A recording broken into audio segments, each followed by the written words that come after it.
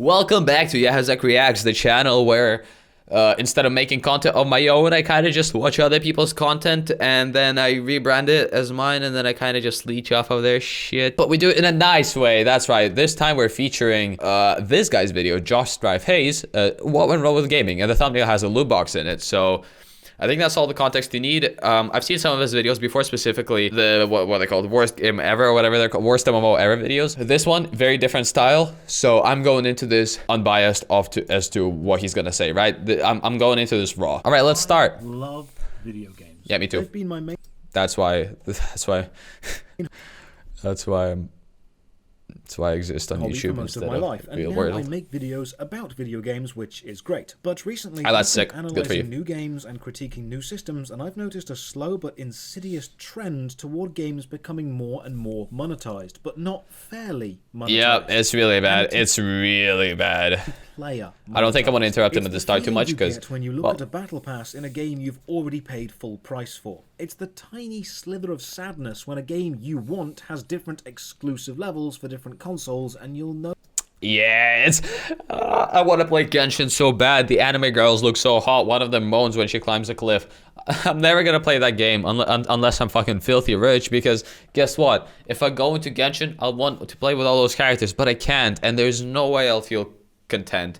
It's just really fucking sad. I hate this. It's just dread. It makes me so it makes me so empty inside. Part of that game now. It's that cosmetic you want, costing 1,005 gems, but the gems are sold in packs of 1,004. It's the knowledge that year on year, the microtransactions from FIFA Ultimate Team alone make more money than Elden Ring's entire sale run. No way. Ultimate Team alone make more money than Elden Ring's entire sale.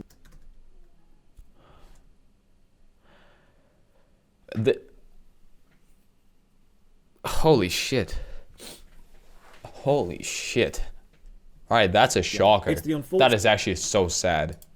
That is actually so sad for the future of gaming. After the marketing executives took over. And it's hard to explain exactly how or when it changed, but explaining things is what I do. Well, I think it's not that it changed at a specific point. It was a smooth curve, and it was getting there. Back to the start of gaming and work out when this whole mess started. Oh, cheers. Sick. Okay. Good, I don't have to do it myself. The specific design choice which makes new games feel wrong. Welcome, I'm Josh Strive Hayes. Let's work out what the hell went wrong with the monetization of gaming. As usual, a massive thank you to all the supporters on Patreon, Twitch, and that's YouTube a lot of who keep supporters. the channel alive. More information on how you can support at the end. For now, let's begin. Let's go back to the 1980s. I like that he crams them. He did that in the other video I watched as well about the worst MMO ever video. He just crams all of his supporters in one thing and refuses to make it scroll. Makes it kind of funny. The video game revolution was kicking off, but home consoles weren't yet mainstream, so we went to arcades. You put your money in and played a game, effectively making arcades the socially accepted pay-to-play model. There's no denying arcades were bloody expensive. I remember dropping way more than I should have done to complete Time Crisis, but while this was expensive, there was a very simple relationship between the game, the money, and the player. Pay money, get access to the whole game. But not so much, because oh shit, I was covering his camera. There's a guy in the corner. Oh shit, he looks sick. I should cut my hair, shouldn't I? Here I am looking.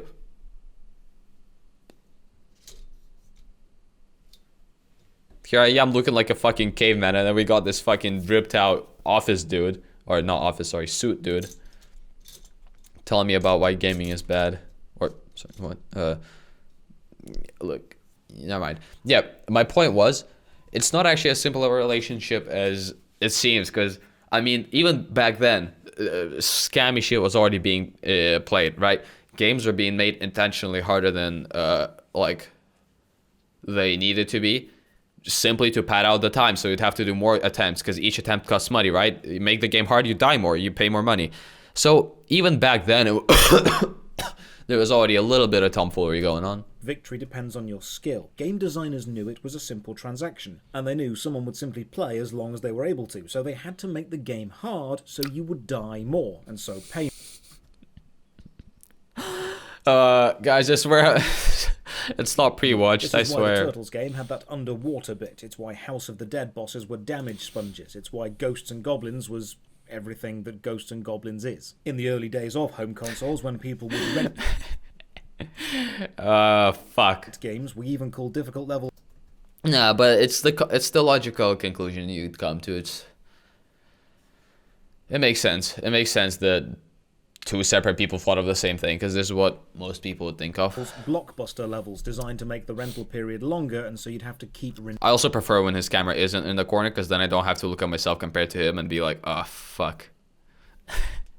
renewing it. So why don't these money-hungry games make us feel the same way as modern money-hungry games? Well, it's because the trade of money for game was simple, and there was nothing insidious about the transaction itself. You knew what you were giving, and you knew what you were getting. And if you were to break down the design time of a game into a pie chart at that point, it might look something like this. Story, graphics, narrative connections between them, mechanics, marketing, play.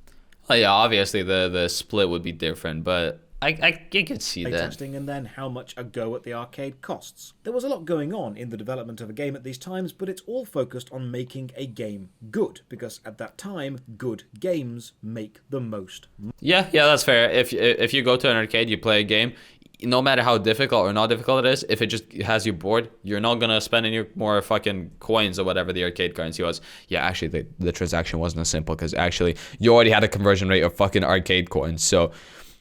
Actually, you were getting... In fact, yeah, we're getting scammed from the moment we were born. It is what it is. We're just gonna minimize the amount. That's... yeah, anyways. Money. When a company discovered a successful game, they couldn't just augment the original with downloadable content or extra levels, because that technology didn't exist yet. They'd have to make a complete sequel, and so gamers got more games. Jump forward to the mid-1990s, the home console market had taken off. You buy a console, you buy a game, and then you play that game. Now, the whole lives mechanic in games at this time was a holdover from the arcade design space and wasn't actually needed in home consoles, because... I thought it was. Okay, I thought the reason this existed was because it's so players wouldn't manage to beat the game in time. Like, you make the game extremely difficult, like more difficult than it needs to be, so that you can't finish it and you have to return it to the place where you rented the game. You either have to return it early or you like before you finish it, and then you'd want to repay to go try it again. Like, to try, like, you extend your rent period from 1 week to 2 or whatever. You need the player to put more money in. Dying when you have 3 lives, then restarting from your last save, or just dying and restarting from the save anyway. I wonder if I'm wrong here, or if he just didn't know about that, or... Yeah, that's what I want to know. Am I wrong? Like, am I just making this shit up, or did he just not know? With no arbitrary life limit was functionally the same thing, but design moves slowly. Away from the arcade model, you no longer paid per play, and you now paid per game, and you then played as much as you wanted. Games were expensive, of course, but when you bought a game, it was complete. If it shipped with bugs, it would just have bugs forever. That's true, if yeah. it shipped with secret unlockable stuff, it would have that forever. When you owned the game, you owned the ability to play as much as you want of... Yeah, so my point is, maybe the percentage of games that people rented, or the percentage of people that actually rented games versus buying them, was small enough where it was just insignificant, and that wasn't a design concern of of game developers. Yeah, I don't know. The complete experience. And this was a very simple and fair transaction. While the arcade was, here's a game, pay us to have a go, the console was, here's a game, pay us to keep it and play it whenever. But the home gaming scene wasn't just consoles, it was also PCs. Now, back then, PC gaming wasn't as mainstream as it is today, but it did come with one major advantage. The first PC game I played was Minecraft, and it was pretty... it was way after I played on a PS and on an Xbox even. Like, I only ever learned about PC gaming through my older brother, who... Yeah, it was just not popular. No. A bunch of people in my age group already even had phone games like Doodle Jump and shit. That was already a thing way before PC games became popular among like the kids. So I think the reason I'm judging like my age group is because, well, shit gets pretty late to us, you know, including memes, right? I don't know if you, well, us as in when I was a kid. Like, I don't know if you noticed, but like kids will always stick to old memes because they'll come to them later. You just don't. Like, if you're a 6-year-old, you only find out about me IRL. Yo, that's totally me IRL, bro. That's so me. Yo. You'll find out about that shit later. So they're a good benchmark of how mainstream shit is. Because the more mainstream something is, the quicker it'll hit the 6-year-olds. The school kids, we'll say.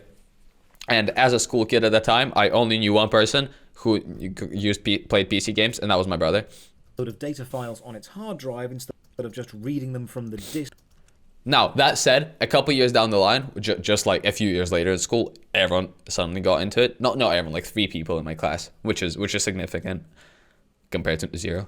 Or cart like a console, developers could create additional content for a game and sell that. Like the incredible RPG Baldur's Gate, releasing in 1998, and then the multi-hour-long expansion Tales of the Sword Coast in 1999. This was a time in gaming where developers could develop additional content, but when they did, it was usually a lot of content. PC games saw expansion after expansion, Morrowind seeing the Tribunal and Blood Moon expansions, Diablo 2, then the Lord of Destruction expansion, and all the extra modules for Neverwinter Nights. This was additional content for a game without being a sequel, but again, gamers didn't hate this because the transaction was very simple to understand and it felt fair. It's just downloadable you gave content. Them money, you got an experience designed to be the most fun it could possibly be. The biggest difference in this era is there's no trickery. You're not being manipulated. It's just a straight up understandable product. If we again take the idea of but again, like, nobody would want a game that they could beat in 1 hour, so instead they'll make it harder than it needs to be, so it takes 3 hours to beat. Now,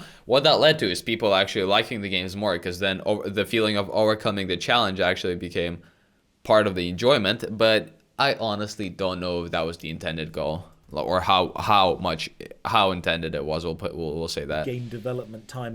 We just need stats on that shit, because I'm sure it played a part. Like, I'm sure that the devs knew that shit, but how much did they know really? And how much were they just trying to make sure that the players don't complain about not getting their into a pie chart, time investment worth? You've got a few new bits to the pie by now. Magazine adverts. And these are not stats we'll ever get, because the people that fucking... It's just archaic shit. Price replaced with a box price. But it is still mostly basically just random discussions on my part, and you will make good money. Yep. In 2004, online gaming really started to kick off, with World of Warcraft being released. But Blizzard aren't the bad guys in this story, at least not yet. For now, we need to look to the east to another popular online game from Korea called MapleStory. Now, in Japan, the small toy capsules gachapon had been popular for years. You put money into a gachapon. Man, the fact that it has the word gacha in it is fucking... Like, gacha, literally, I'm pretty sure the translation for the word actually means something along the lines of, like, slot machine or something. Or is it, like, a type of, like... So I'm sure someone will angrily tell me exactly what it means in the comments, but, like... It's gambling. It's just... Gambling turned child friendly. Machine and get a random toy of varying rarity. These systems appeal to people who like collecting things and people who like random chance or mystery. It's basically gambling on a rather inconsequential level, but the psychology behind it is very, very powerful. Well, it's the same. It's not just very, very powerful. It's very, very, very powerful. It's the exact same shit that gets adults addicted to casinos. In-game gachapon style system. 100 yen got you a ticket for a random in-game. But they're making sure kids get trained to get addicted to this shit from a young age. I mean, that's great. That's great. And I love this little cutesy art style. It really this to be the first amplifies example of a random loot the fact that it's supposed to appeal to kids. This was the first moment in mainstream video games where you could pay money and not know what you were getting. You were no longer paying for the game or for an established product, you were paying for the mystery. The ephemeral moment of what if between purchase and eventual prize. And this system made a lot of money. Because MapleStory was online and other... And this system made a lot of... What the fuck? Oh, I'm not even surprised. Like, it's a big number, but really, like, yeah, I guess I could have expected that, knowing how popular Genshin is and fucking FIFA. Was online, and other people could see what you won. So it was no longer about having the game and enjoying the game. It was now about a sense of community and prestige when you have something somebody else doesn't. If you make your game multiplayer, competition amongst players becomes something somebody else doesn't, and also something that is possible to have and the game doesn't give it to you for free. It's like, it's like being blue balled. They show you They show you the shit, but they don't let you have it. A thing, and there are a subset of players who enjoy being But- seen as the person with the best stuff. And yeah, I think unlike real seeing gachapon machines, which seeing real players around you really makes it worse, because you're like, holy shit, look at that guy rocking the fucking the character with the massive tits. I want her. And then you're like, oh shit, it's a 1% chance, and the roll costs $1. Do I do it? The answer is usually yes, and the answer is usually it's not worth it, and the answer is usually that's how you become a fucking Genshin player on the internet. were either a physical distance to travel to, or had a queue by them, or sometimes just sold out, virtual gachapon tickets were unlimited, entirely within the company's control, and could be bought constantly. MapleStory already And despite had that, they had a play, price so they were tag selling the excitement per of thing. chance, and they were Not tapping you didn't pay to get access to the unlimited source.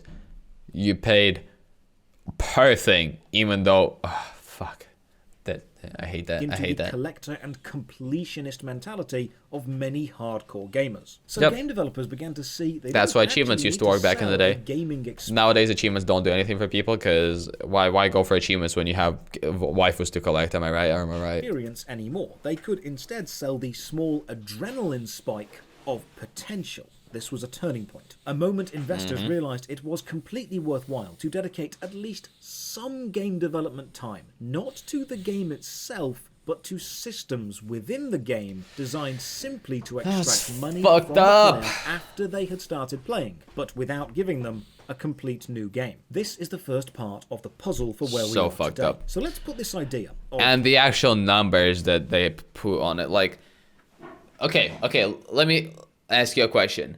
Are you more likely to buy an $80 skin, or let's say 10 $8 skins in a game you like, versus buying an $80 game? I think the answer is pretty obvious for most people. It's gonna be the fucking skins or the character or whatever. sell random chance into a little box. A box of all the design tricks which don't favour the player or make the game necessarily any better. A box of design tricks which don't make you think, oh my god, this is amazing, I need to tell all my friends, but instead use the game as a simple vehicle for additional monetization. Now, the Fucked up. techniques in this box So are not fucked up. games themselves. They cannot exist on their own. They aren't symbiotic with a game because they don't Parasitic. enhance each other. They are parasitic because they need the game to survive but don't necessarily improve it. We'll call this box abusive monetization strategies.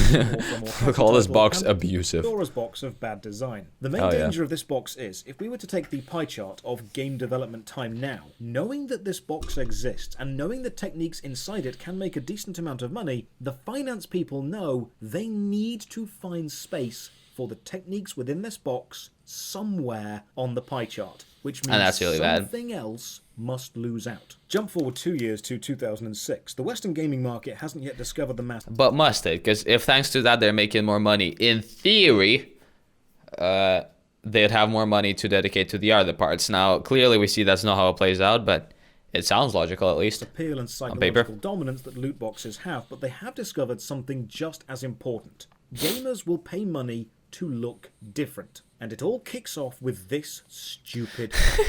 Hey, it's I've made a delicious. complete video on the history. I don't know if you got. I think. Oh, this says DLC, by the way. The fucking that. I think y'all have probably seen this horse already if you're watching this video, but yeah. Of this horse, but The first short DLC ever story made. is The Elder Scrolls Oblivion was a great game with some great DLC, Knights of the Nine and the Shivering Isles. But you could also pay a few dollars to give your horse armor. Now, it's important to understand this is completely cosmetic. It doesn't actually make your horse any better in combat or Skins. defend it. Literally but skins. you can buy it. And people do. Also, I In love fact, how a his lot fucking character looks. This guy made such a funny character. Also, let me move myself.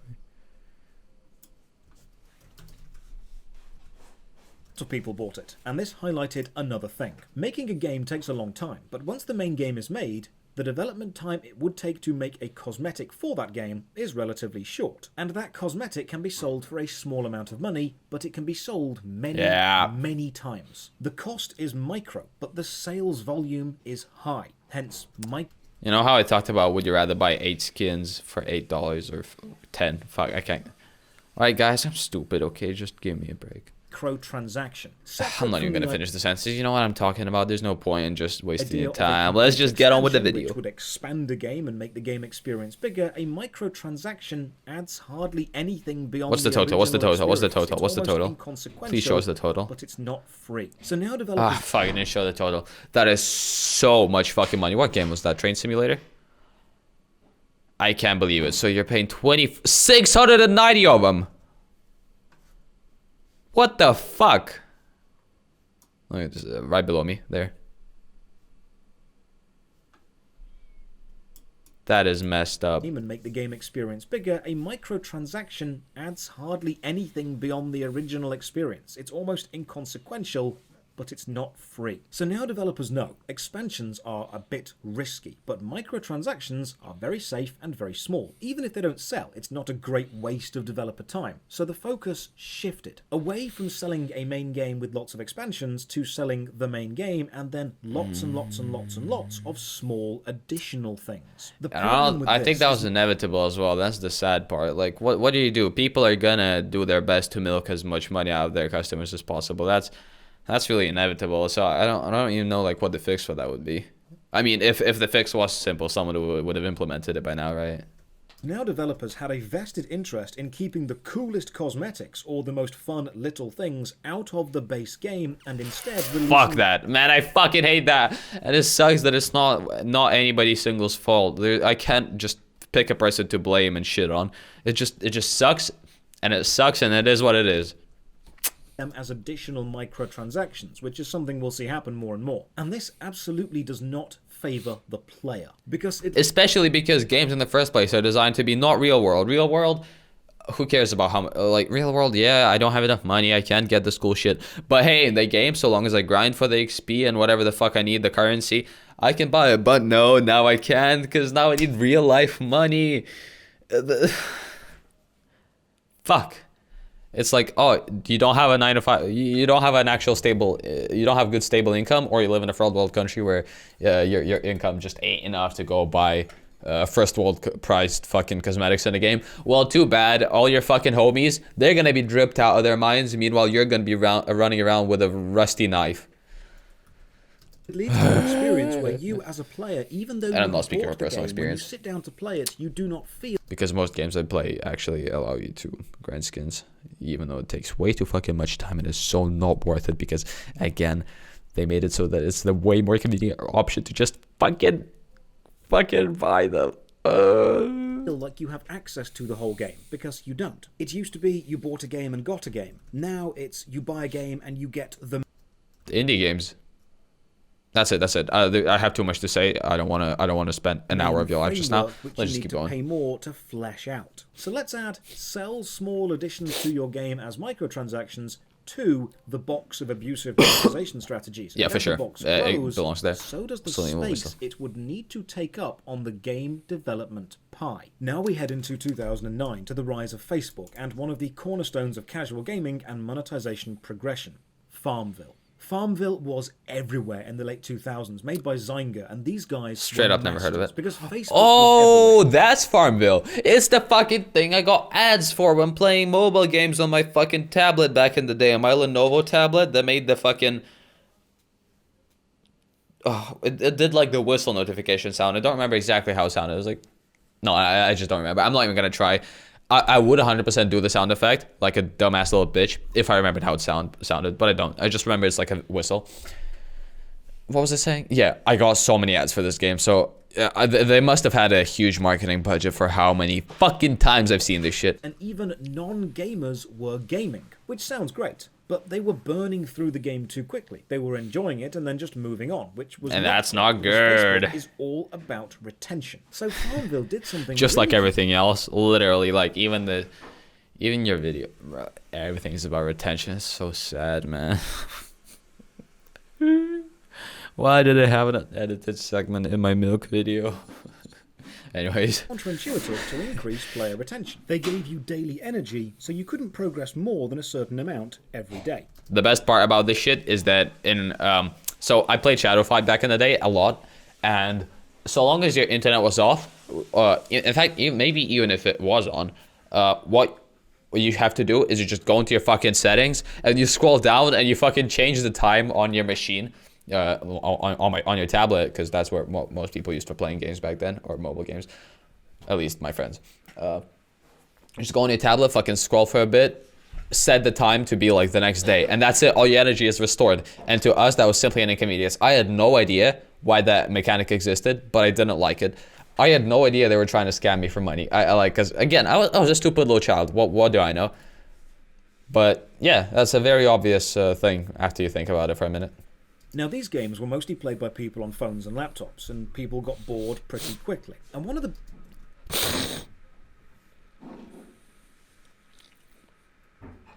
best ways to prevent boredom is to limit your time with something. Absence makes the heart grow fonder, as they say. So energy systems limit. So I keep coming back to cycle even after I tell myself that I fucking hate that game, and I'm never okay. What that's personal. That's too personal. Or timers connected to growing your crops or building things, and you couldn't progress them quicker. By making the player progress only in short, I have to dodge all these things that are shown on screen. Fix of game. You either force them to pay more money to gain more energy or to skip the timers, or you make them return tomorrow. And this is game design focused on the formation. Or you leave a flaw in the system, and what the players do is they just fucking go and scroll, and it's just a bit annoying. But it didn't prevent me from playing the game for way too long, so what do I know, right? I played Shadow 5 for fucking days upon days, even though none of those mechanics worked on me. In fact, if anything, it made me feel smarter whenever I found a way to skip them. So maybe they did work, just in a weird roundabout way. I'm like, oh, I did my 5 games. Okay, I gotta do the thing. Oh, I'm so smart for finding that out. Oh, man. Oh, I imagine all these peasants that are actually paying gems to skip time or waiting until the next day. LeMail. And anyways. The focus wasn't on giving the player the best experience you could give them and letting the player enjoy it at their own pace. The focus was about the game being effective at encouraging a specific behavior response. I keep having to stop myself because I've got so much to add. This is such a good video, man. I just keep finding new things to talk about from it. These are the perfect kinds of videos to react to, because this is a perfect canvas for fucking adding my own opinion into shit and then pretending that I somehow add to the video. This is what I want. Encouraging the user to return day after day is habit forming. Someone who plays your game habitually is more likely to remain playing even after the game itself has stopped being enjoyable. Habits are a strong thing. Continuing the habit. Along with this, game designers knew you would also have friends on Facebook that may not be playing the game, and they wanted those friends to play the game, which is why they put the mechanics in the game of share this achievement with your friend to get actually it's called meta now. Bonuses and get boosts. A huge amount of people began playing Facebook games not because they thought they would be the type of game they enjoy, but because they were doing their friend a favor by starting up. They were supporting their farm. They were joining their mafia. And just like MapleStory's gacha being viewed by the players in the game, I don't know how many people actually participate in that shit, because I personally, whenever I looked at that as a kid, I'm like, there's no way anyone's gonna fucking go help me. Who the fuck in their right mind would actually go take an hour of their fucking time just to give me in my game a bonus? You know what I mean? Like, if I'm getting a friend to play a game, I'm doing it because I think they'll like the game. You could share the progress of your farm. You could show off how far along you were, which spurred competition. So we can add limiting progression per day and encouraging you to invite your friends to start the game to give yourself advantages, or the ability to share your progression with the community, which is why achievements on almost all consoles and PCs are publicly viewable. Into the box of abusive monetization strategies. And while habitually playing something isn't generating money in itself, it does keep the audience around longer so they can be exposed to other, more successful strategies. Now, some people will point out that paying to advance more or paying to skip timers is in some ways similar to the old arcade process of dying and then putting more coins in to continue, and it is similar, but there is a crucial difference. With an arcade game, you could, in theory, finish the game entirely. Here you have literally no control, timers and that's a problem. In games such as Farmville cannot ever be finished on skill alone, because you will hit a wall. that you will need to either wait for Or pay pay to your way remove. out. But this wasn't Yes. everything. Nowhere near. Farmville had other strategies. You had timers and you could pay to make them progress faster, but not with money directly. Now you had to convert real money into a proprietary currency. To be fair, that was the thing even in arcade, right? You buy these tokens. That wasn't adopted everywhere because some arcades actually had the mental clarity to not scam their players into not knowing how much money they're spending. But it was a thing still, even back then. In this case, farm bucks. And this is one of the most prevalent designs. It was just a less straightforward, less modernized version of said farm bucks, right? Used because it does several psychological things disgustingly well. If you can buy something directly from a game, you can see the cost in a currency that you understand. Actually, it's pretty impressive that Steam shows real money, by the way. I think that is super commendable. They could easily turn a game into Steam bucks that are worth some arbitrary value. But if the game displays items in their own proprietary currency, such as gems or coins or platinum or farm bucks or whatever they want to call it, you have to make one mental step converting the currency from what you understand to what you don't understand. That makes me think of games that have like hundreds. I'm sure he'll talk about it. So all these things are now I have these things to say, but I bet this video talks about it, so I don't see the point in just bringing up shit that he'll mention anyways. From having real value, and that is hugely important because even one step is further than most people are willing to go. So let's add that into the box. Proprietary in-game premium currency to obscure real-world value by a single step. Bonus. By a single step, but you can go hard on those. You can go so many currencies deep. You can make them conversion into conversion. I don't want to think of examples right now because that would be a fucking waste of time that I really don't have. Let's look at my fucking Apple Watch here. Points if it makes you convert the currency to multiple other in-game currencies, which is almost completely impossible to track in your own mind. Really so don't you need ask. to buy the currency, and this is the next trick. The currency is usually sold Just in don't. packs, and these packs are specifically sized to either be just under what you actually need or very, very close to the next best thing, making you can. I actually was thinking of this exact mechanic while we were watching the what's it called?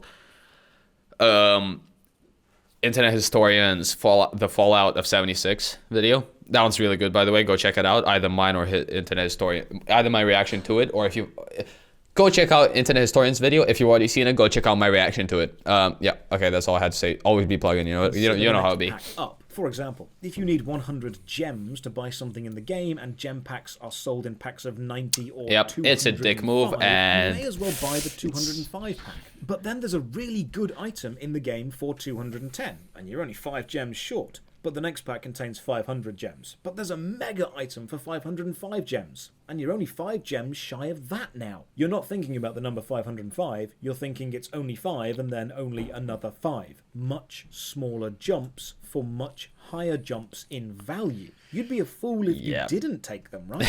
It's like the Diablo Immortal 900% value shit. No, actually it's not. Okay, no. I just thought it's really funny that they did that. It's really not that, because if you think about it, all they did there was assign an arbitrary value to something that's like made up on the spot. It's not even relevant to any of the game's currency. No, this is definitely not it. But also, it's just really funny. It just reminds me of it. That's going in the box of bad design. But let's say you do buy a pack. Whatever pack you Not bad design, good design, but piece of shit design. buy, you will spend your unique in-game proprietary currency, but then you'll discover something else. The currency is non-refundable, and it is almost impossible to spend all of it. You'll always be left with some random number, like 4 gems. And then you'll see this item in shop for 9, and then you're like, okay, I'll buy another 10, and then I'll have enough for the 9. And I'm like, what the fuck are you doing, bro? Or 2 bits of platinum. It's never 0.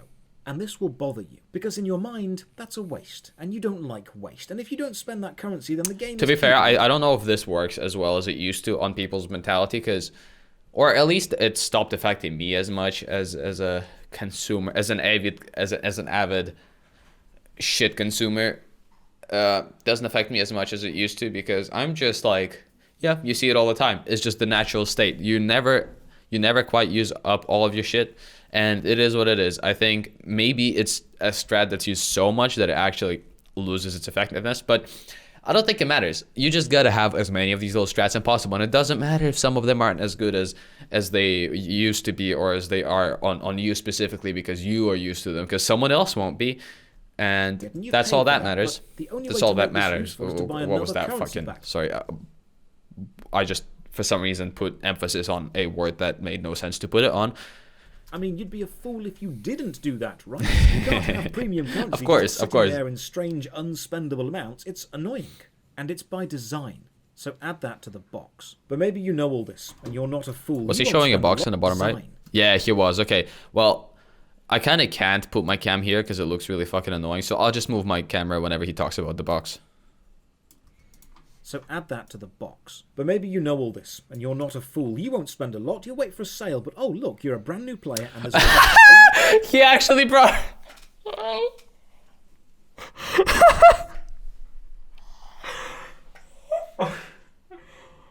Fucking no way.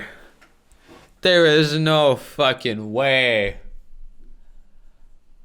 Oh my god, this is the best channel on YouTube. Holy shit, he literally said exactly what I was thinking. Oh, best channel on whole YT. load of premium currency, a boost, a few cosmetics. It's a limited time offer, and it's all for the low price of just under $1. Now, you'd definitely be a fool if you didn't buy this. If you've ever wondered... I know it seems like I'm praising a lot of the videos I watch, but that's genuinely because I am watching really fucking good videos, right? I spend a minute, like I click on a video and then I think about it for a minute. I check the view count, the like ratio. I see if it's... I try to guess if the video is going to be worth watching before I watch it, because we don't want to waste anyone's time here. Why So like, it's not like I'm just licking everyone's assholes of whoever I'm watching. the intro packs to almost any game are such good value? It's because studies have shown people who buy a single purchase are much more likely to make another purchase. So you want to make the first purchase. I legit think really the video is just enticing. good. And it's because some phones need you to authorize in-app purchases. But once you've authorized one, it will not double check for... That shit fucked us over as kids. I'll tell you a story. I was playing with my younger brother who was, I don't know, like 6 or something, and I was like 9 probably. I don't know exactly. We're all playing Castle Clash. It's a Clash of Clans ripoff, but it's actually way better, and it might have been made first. I don't actually know the dates, so I don't know, I'm sure someone in the comments will fucking figure that shit out for me. In that game, we had made a tiny purchase at some point. It was like for like $5, and it was super inefficient because that game is super predatory in terms of its pricing. But that's beside the point. Well, it kind of isn't beside the point with the video, but that's not what I'm talking about right now. After we made that purchase, we had the thing authorized, and all you had to do was press your finger on like the little pad that we had on. My tablet had a little like button on the right, and when you press your finger on it, it just like. It might have been Touch ID or like fingerprint ID. I actually don't know because I don't remember if that was a thing back in the day. But the point is, my younger brother, Alex, accidentally we just pressed on a button. Yeah, it was like $100 because we were just seeing like, wow, you can get so many gems for $100. Holy shit, look at that amount of bonus gems. And we straight up accidentally purchased it just by clicking on it and having our finger on the button at the time of clicking it. It is wild that that's possible. And then obviously our dad got fucking pissed, as you can imagine, especially because $100 in Ukraine back in the day, I mean, it's like equate that to like 500 here for any extra purchases. So you confirm that you want to buy the cheap pack, and then it doesn't double check for the expensive packs. Here's because every wherever you screen are. between the player and a purchase is a moment they could doubt and reconsider. So you want to get those, are you sure you want to purchase this, checks, agreed with, and out the on way. tiny purchases. Yeah, that makes so much sense Unusually actually. cheap Didn't intro consider that is so just to get you into a habit. Let's add that to the box. And while the box is looking intro microtransactions just to get you into a habit. Let's add that to the box. And while the box is looking pretty anti-player and anti-consumer so far, it's nowhere near full. To truly see... I thought he was gonna say it might get better. No, it only goes downhill from here. Oh, it's only been downhill up to this point as well. Well, welcome to the fucking internet. Can be. We only need to go forward 1 year to 2010, and look, at FIFA's There we have Ultimate it, Team FIFA. mode. Now, I'm not really into football games, but the FIFA franchise of games actually highlights the game design shift really well. It shows how games have moved from being a fun experience by themselves to a fun enough framework. I remember having like that 12 other FIFA games on my cracked monetization tactics will Xbox. cling to like limpets. In FIFA, you can buy loot boxes, which contain random cards of players, and use these to build up your Ultimate Team. The Ultimate Team mode takes several of the box ideas and combines them, and now the Ultimate Team mode makes more money than the box sales of FIFA itself. So In fact, fucked since up. 2018, FIFA Ultimate Team has generated over $1 billion in revenue per year. Why? In 2021, Who? they made 1.6. Guys, come on. The only way to send the message is with your wallet. We all know that. You think you don't want to spend all your money buying FIFA fucking character cards? Maybe then don't do it, and maybe they'll fucking change the pricing if y'all don't buy it. But y'all keep fucking doing it, and it's the fault of everyone. But then again, everyone kind of gets manipulated into doing it, and some people have enough disposable cash not to give a shit. And I don't know what to do about this whole thing, man. This is fucked up. Billion, and it happens every single year. And the cards you buy in the Ultimate Team for 1 year cannot be used in the next year, meaning the microtransactions don't have a shelf life. Horse armor may last forever, but what if it didn't? What if you could make a player pay for it again and again every year? Let's add that to the box. Yearly repeating microtransactions. Now, as a developer, you'd look at this thing, this box, and think, wow, selling my game isn't the profitable thing anymore. It's what I can sell within the And then some company goes and spends a bunch of money and actually does still sell a game with no paid DLC. And then everyone's like, holy shit, they're the best company ever. And they're Giga Chad. But that's all they get. They get love in the eyes of the public. Elden Ring, Hollow Knight, Terraria, Stardew Valley, Starbound kind of. Like all of these fucking tiny games. But then again, they don't make as much money as fucking FIFA. So what does it matter, right? Like... So what if everyone loves you? You got mouths to feed and you got employees to feed. game. By now, the box of abusive Employees to pay, that's what I meant. monetization strategies is so big, it's almost impossible to ignore if you are making a game. 1 year later, in 2011, the MMORPG RuneScape is suffering. They had a major update to the combat system, which a huge majority of the player base hated, and this made them lose a lot of players. This is a mistake worthy of its own video, but the bottom line is, they are a monthly subscription game, losing subscribing players, and they need to find a way to either recover paying members That's a or big hit to the stem game. the tide of people leaving. Enter the loyalty program. Every month of membership, you now earn loyalty points, and you earn more for every consecutive month that you remain. Fuck, I unplugged my headphones. Give me a sec. IEMs. I keep calling them headphones because that's what I'm used to saying. They are IEMs. Then you can spend loyalty points on cool exclusive cosmetics or mechanically powerful auras and boosts. So now, cancelling your membership wasn't just a case of thinking, I'm not enjoying the game, so I won't pay, which is a very simple, understandable, fair transaction. It's now a case of thinking, I'm not enjoying the game, but if I unsubscribe, I break my loyalty streak and will earn far fewer loyalty points over the long run, which will put me at a disadvantage. And that's if I ever cringe. do want And to that's come back very in the cringe. You future, don't want to be which cringe, is do you? not Pay as up. fair. The transaction used to be simple, but now we're putting the player in the position of give money even if you don't want to play because you don't want to break a habit. That's going in the box. And by now, the box is demanding. Oh, a I don't bigger need to and move bigger myself anymore. He slice moved of the box. Game design pie chart. 2 years Cheers. later, 2013 sees the release of Dead Space 3. Why are TV ads there? The TV ads and magazine. A lot of these parts in the pie chart can just go fuck himself. They don't exist anymore. Game design pie chart. 2 years later, 2013 sees the release of Dead Space 3, the third installment in a terrific horror trilogy. Well, sort of. While Dead Space 1 and 2 were indeed terrific horror games with tension and pacing and balanced gameplay and great stories, Dead Space 3 did something strange. It took the idea of you being a lone engineer trapped on an infested spaceship, struggling against incredible odds, using only your small collection of mining tools and very limited ammunition to survive, and it added in the ability to let you buy in-game guns with real cash from the cash shop. A horror survival game selling you in-game guns and ammo, completely That's defeating the stupid. atmosphere and vibe the game was going for. That is why Selling people things cheat they in could these use games. within your game to make the game easier. Let's add that to the box. That's effectively selling power. This one manages to out-monetize even the arcade. It would be like putting more coins into Time Crisis and getting a rocket launcher, or removing the time limit in Crazy Taxi. It sort of defeats the purpose of the original game. Yeah. Along with Dead Space selling No guns, idea what we now Crazy see the Taxi is, MOBA but I think game I get it. Dota 2 release what many consider the first major battle pass system. Fun fact, that might have been the first microtransaction I've ever done in a fucking Dota International. Now, when this craze started, I remember walking into gaming shops and seeing the phrase Battle Pass everywhere, and I had no idea what they were. But it wasn't called Battle Pass in Dota, at least. They called it the International. I remember because I fucking spent money on it. They are optional purchases which unlock a series of challenges or processes you can go through to unlock more stuff. That is actually game, but they... That is actually so fucked up. The more you think about it, I'm not gonna explain why it's fucked up because this guy I'm sure will do a great job. Yeah.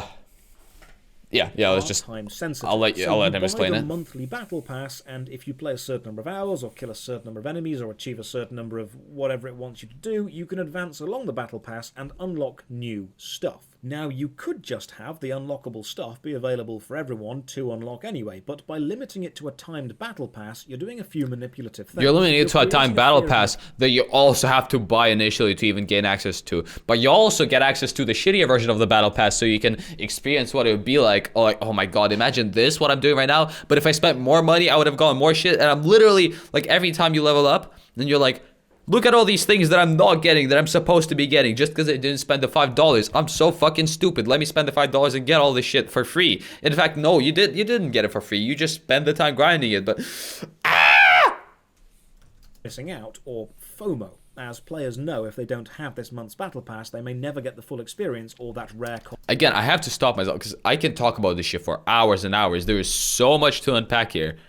But this is... cosmetic ever again. So you are encouraging an unhealthy amount of gameplay, because if you're not advancing your battle pass, you're losing precious time. So now you're actually discouraging players from enjoying any other game and forcing them to... This is why I don't make videos like this, because there is no way in hell my video about it would just be 32 minutes. I am making a 7-hour discussion, and the retention rate on it is going to be the whole fucking 7 hours, because I'm making you listen through all of it. Sit through all of it.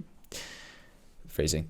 On progression within yours. This design is of course at odds with the limit playtime technique because they appeal to different demographics. Yep. Remember, a battle pass or limited time progression track doesn't... But battle passes work better in games like, what's it called? You know, Valorant, not CS, Dota. What else can I think of? Cycle. Games that you just play for hundreds of hours a week. Actually, my friend recently played 212 hours of Cycle in 2 weeks. Actively improve a game, but it does always increase that game's revenue, so throw it in the box. By now, even the concept of a fun, don't forget to move the game thing is starting to look like a horrifically augmented shadow of its former self. Imagine. And it's not for no reason. It is what it is. It is actually fucked up. People are just so used to these things, but that you don't pay attention to them. But anything you do is so fucking optimized to drain your money. It is actually disgusting. A well-made game would look like if you tried to shoehorn in all of the techniques in this box. And unfortunately, eventually, you won't need to imagine. We're seeing it more and more. Later that same year, one of my favorite games comes out. Assassin's Creed Black Flag, a fantastic pirate game. There's just one problem. Unless you own both a PlayStation and an Xbox and are willing to buy 2 copies of the game, you can never experience the full game. Black Flag featured console-exclusive levels, which not only fueled the petty console wars, that is but so also sick, highlighted guys. the fact that marketing executives were now powerful enough to tell games developers exactly what that is their so players sick. deserved, or more importantly, So happy what for their them. non-players don't deserve. This is not player-focused design at all. And while I completely understand the power of console exclusives, when I walked into a game shop and picked up 2 copies of Black Flag and realised no matter what I choose, there is a mission I won't get to play because I don't have the right console, that didn't leave a good taste in my mouth. So while Dota may have started the Battle Pass idea, it was almost perfected 4 years later in 2017 by Fortnite Season 2, which replaced the Season Shop with It's a Battle fucking Pass Fortnite. system. Everyone knows it. It's the V-Bucks game. It's the game that made people November of 2017, accept battle passes as a norm. history, and it fills us all I can't believe with that was only 2017. That's battle passes only became a big thing like this decade. That's fucking crazy to think about. Holy shit. It's only been 6 years since battle passes were pretty much popularized, and they're so ingrained into our society now that it's just like the norm. What do you mean your game doesn't have a battle pass? How are you supposed to pay for the game, buy the game? Of pride and accomplishment. Star Wars Battlefront 2 was an amazing game which released back in 2005, not to be confused with Star Wars Battlefront 2, which was a mediocre game which released in 2017. It was a full-priced game and yet also had a loot box system in it, along with premium currency system. Yeah, that's what I'm talking about. Complaining that even though they'd bought the $80 deluxe version of the game, they still couldn't play as Darth Vader from makes me so sad, man. I cannot put it into words in the amount of time that I have to describe how much I hate all of this and how fucking sad it is. Unlocking Darth Vader means buying his hero crate, which costs 60,000 in-game credits, or you can spend real money. Now, you can earn an average of 250 credits per 10-minute match at the time, so you'd have to grind for roughly 40 hours of constant gameplay, longer than the average completion time of most video games, to unlock most old video games character. nowadays, you're supposed to play a game for 700 hours to make sure, because I mean, of all the systems he discussed previously, not going to mention them again, but or you could pay crystals in the premium shop and spend those on hero crates and just hope. EA responded to this Reddit complaint saying the reason crates were so expensive or take so long to unlock is to give a sense of pride and accomplishment to players who did manage true and real. What the fuck? Also, sorry, I just copied Aspen Gold's line. Never doing that again. My bad. Really, like I feel horrible now. But that's unlock them. This becomes the most downvoted comment in Reddit history. So, locking premium nice. Let's get him Reddit. Either hours of grind or spending even more money. How, did we get a number of downvotes? Give us a down. Nope. Voted okay, well, I'm still happy with that being a thing. Premium parts of your full-priced game behind either hours of grind or spending even more money to unlock the cool stuff before other people who bought the same game as you. Now, it's important to understand that games having things locked within them is not necessarily bad design. That is such a pathetic jump, by the way. I hate this is completely irrelevant, but I hate when games do like these add tiny little jumps. We're in a video game and we're also in space, but I guess not really because we're in like, gravity is supposed to be normal. But like we're in a video game, just make the jump higher. Come on, I don't like having to try guess if my fucking height will reach the platform. I thought we got past that point with fucking Crash games 10 years ago. Time is SSX Tricky, the snowboarding game. Hey, I remember this one. Through that, you unlock new characters, new boards, and new tracks. Never played it myself. Progression within a game and rewarding that progression with new mechanics, new characters, and new areas is not bad. The problem was progression wasn't the only way to unlock this. You could simply pay more money to get it immediately. And because it was a competitive game, people who paid the extra money were at an advantage over those who did not. This is a video about how newer games feel wrong. And it feels wrong to buy the same game as someone else and to know that they will have an advantage over you if they pay more. Throw that in the box of abusive monetization. Why not? It's going to work. And then 5 years later, Diablo Immortal happened. What the fuck did I do? Covered Diablo Immortal. Fuck, wait, hold up. Wait. Diablo Immortal happened. Yes, the game that is known as this game, honestly, of all the games I know, might implement the most of these scam mechanics ever. Maybe Genshin is worse. I don't know. The diabolically immoral Diablo Immortal. And oh, we should watch that. Although, nah, I feel like I won't get anything new out of it because I already know basically everything about Diablo Immortal from other people's videos. About the legendary crests, because oh, that's the one. That's one I haven't watched. The diabolically immoral Diablo Hold up. Immortal and its follow-up about the All right, let me take a screenshot of this shit. We might watch it later. Not a promise. Just saying, we might.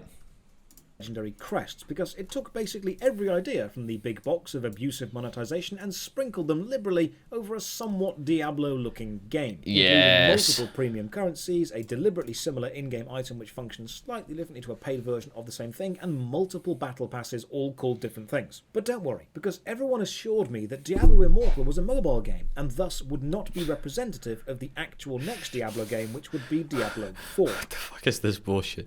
Oh, it's a mobile game, so it doesn't matter, because things that are on your phone, you're actually like the purpose of the phone is actually to get fucked in the ass. And I don't know if you knew that, but actually your phone is designed to anally abuse you. That's why PC gaming is actually generally considered cooler, because it doesn't hurt as much. Everyone told me Diablo 4 would be a full game by itself. What the fuck kind of logic is that? Why are mobile games allowed to be priced? Because what, people who can't afford a computer? Actually, no, phones are so expensive nowadays that fucking some people might be able to afford a computer instead of a phone. My point still stands. People who might not have a computer apparently now deserve to get anally abused by all of the box that would be below my name normally, or below my fucking picture camera. With no cash shop, with gameplay first, and none of the strategies from yeah, for sure. So of course there are various digital versions of the game, the more expensive ones giving you. I mean, even Diablo 3 had shit like this. It wasn't nearly as bad as all of this, but it was the previous Diablo games were as abusively monetized as games back when it was made considered acceptable. So it is only natural that 4 is just as bad as what is acceptable for PC games now, or mobile games for that matter. Fuck, who cares? Allowing you to progress quicker, and there is a cosmetic cash shop using its own proprietary currency. Of course. And if you're thinking Diablo doesn't need all these extra bells and whistles to be a good Diablo game, you are correct. These have not been added because they make the game better. Yeah, naturally. They've been added because they make the game money. And then Darktide released, which is a full-price game with an abusively priced cash shop. Or you can grind for hours and hours and hours and hours and hours to get some of the cheap things in that shop. And now we're here. So why have games become like this? Simple, because games are businesses. Games have been businesses since arcades, since consoles allowed you to buy the game and have it in your own home. They have always wanted to make money. But up until now, the best way to make the most amount of money was to make the best game you possibly could, because people would buy it, and that was it. The transaction was finished. It was fair. And really, the only exception to this rule is indie games, because indie game devs, for some reason, have so much fucking soul. They straight up go and they sell their game for a small price, and they let you pay it for it once, and then they release free updates which have as much content as the final updated game. Literally, you don't have to buy. Again, they even do sales for a game that already costs $1 or $3 or whatever, and all that content is free. You know, Terraria has hundreds of hours of content now, easily. It had like 100 hours peak back in the day. You know how much more it costs now than it used to? Fucking zero. It's the exact same price, and if you bought it back then, you still had it now. It is wild to me how indie game devs are still real humans, whereas whenever it comes to big companies, for some reason, people just forget to be humane. And really, I don't think that's gonna change. It is what it is. People are just pieces of fucking shit, and we gotta spend as much. Go support the fucking small companies. That's all I'm saying. Go support the small guys. Best way to make money on modern games. I think that's the best framework as a holder. That's what I take away from this video. And companies have experimented with various methods to increase income over the years. And yeah, small company games are also getting better. Again, not quite relevant to what he's saying, but that's just another thought I had. Small company games are also getting better because all these like Unreal Engine 5 and shit, the new free systems, or cheap at least, like cheap relatively to how much it costs to make a game. All of these new things getting added are making it way easier for a small dev to a game right now that took like 100 people to make a year 10 years ago is probably possible to do by one guy nowadays in maybe like 4 times the amount of time or something. Like, it doesn't sound that impressive, but it's huge. Like, you know, Doom, like the original Doom games that used to look like fucking paper cutouts. A single dude could make that in fucking a week now, like a good programmer, for sure. Like it's strategies. That's just how it works now. So I think really we don't have to live with this. We just gotta go give our money to the small guys that are doing. Sorry, there's fucking hair on my desk. That are doing God's work. Companies have experimented with various methods to increase. You don't income have to over the accept years, dicks. from gacha loot boxes to pre-orders, if you don't like console them. exclusives to battle passes, energy systems to just straight up selling power. And instead of hiring game designers, they hired psychologists to build habits, to reinforce addictive behaviors, to design gameplay loops which encourage spending. The problem was these techniques were never about the player having fun. They were about the user being monetized. And when a marketing executive pictures you playing a game, you aren't pictured smiling and laughing with friends. You're pictured opening your wallet and reaching for your credit card, because that's their goal. And eventually, the Pandora's box of abusive monetization strategies was so full of proven effective. And that is the difference between a dev that just wants to make a good game, and it's like 7 people working on the game total, maybe even 2, versus the conglomerate of fucking Blizzard. No, I'm not gonna get into breast milk shit. Techniques. That making a game is often no No, longer it's fine, about it's the fine. game. At least not for the people in charge of the money. The game is now simply a life support system for as many of these systems as you can design into it. The game is a host, and the parasite of monetization has begun to take over, and the unfortunate reality is this works. Even with a breakout incredible success like Elden Ring, which won Game of the Year and sold over 18 million copies as of this video, at $60 a sale, that's over $1 billion in sales worldwide, that is still slightly shy of how much money Genshin Impact made this year. It is still shy of how much money FIFA Ultimate Team has made every year for the last 4 years.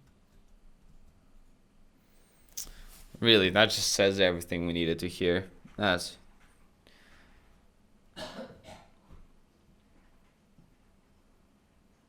fucked up.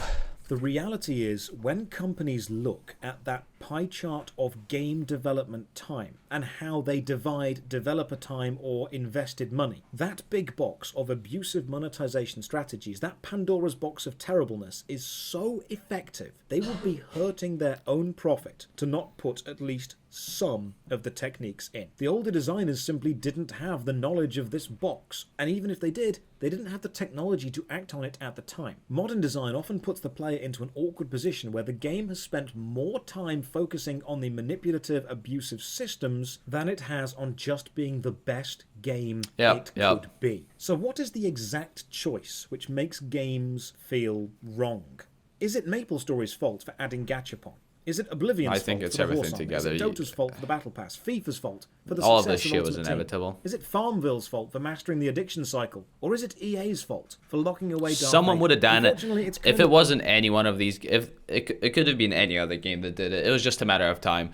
Really, how quickly this happens is irrelevant, because it was going to happen eventually. It was just a matter of who decides to take the first, who wants to take the blame. It's just the reality of games design today. You cannot close the lid on Pandora's box. Designers can't unknow the effectiveness of these techniques. And every game made for the rest of time has to either use them or actively choose to avoid them. So those that choose to avoid them, go and fucking give them money, even if they're not asking for it. Just do it. It's worth it, right? You'll be doing God's work by fucking helping the guys that are doing it themselves, right? Go support the small guys that aren't scamming you. the exact choice that makes a game go from being the best it can possibly be to anti-player or anti-consumer is when a designer or a marketing executive stops thinking about how they can make the best game they're capable of and starts throwing some sly glances toward the box in the corner. And when they say, hey, this technique may not fit our game perfectly, but it's proven to make a lot of money. Do you think we could put it in our game? That is the moment any specific game goes downhill from what it could be from a player's perspective. And the worst part is that big evil box and all its dark design knowledge is constantly being added to. And when you play a new game and spot the cash shop and the battle pass and the premium currency and the awkward pack size and the loot boxes and the exclusive levels, and when you just feel sad, the yeah, game exactly. That's just how I feel. What a good video. The pie chart of design of this game had at least a small slice dedicated to that stupid... Sorry, I just scrolled down, liked my comment, and went up. What the fuck was that? What did I just do? Do I actually have brain rot? A small slice focused on making the game a little bit anti-player in the name of a lot of profit. But personally, I also know it can be very cathartic to be angry at a thing instead of a concept. So let's all just collectively agree to blame the stupid horse. Hell Cheers for yes! watching. Another Fuck the horse! No, don't fuck that. Alrighty, guys. Literally, my favorite video I've reacted to yet, I think. Maybe. No, I don't want to rank them because really all the videos I've watched so far were very different in what they presented, so it's not fair to compare them. This one made me the angriest though, which I really appreciate. Go subscribe to Josh Dry Face if you haven't watched this video already, which you probably have. Go watch it. Maybe rewatch it again. Give it another like. And maybe hit up his Patreon if you're feeling extra spicy. Alright, check out my main channel. I make really good videos there, but only a couple times a year because they're really hard to make. Bye!